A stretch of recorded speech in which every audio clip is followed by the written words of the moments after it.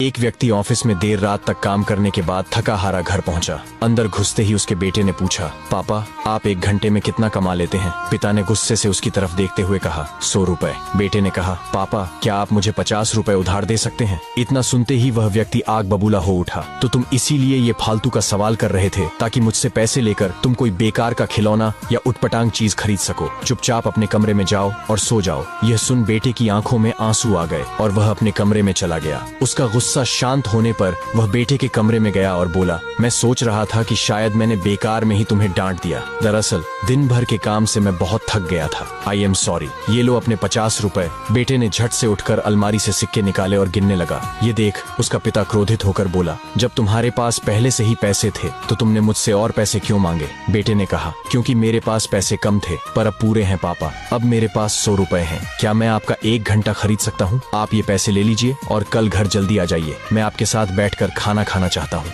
बेटे की यह बात सुनकर पिता की आंखें भर आईं। दोस्तों, इस तेज रफ्तार जीवन में हम कई बार खुद को इतना बिजी कर लेते हैं कि उन लोगों के लिए ही समय नहीं निकाल पाते जो हमारे जीवन में सबसे ज्यादा इम्पोर्टेंस रखते हैं। इसलिए हमें ध्यान रखना होगा कि इस आपाधापी में भी हम अपने माँ बाप, जीवन साथी, बच्चों और मित्रों के लिए समय निकालें, वरना एक दिन हमें भी एहसास होगा कि हमने छोटी मोटी चीज पाने के लिए कुछ बहुत बड़ा खो दिया।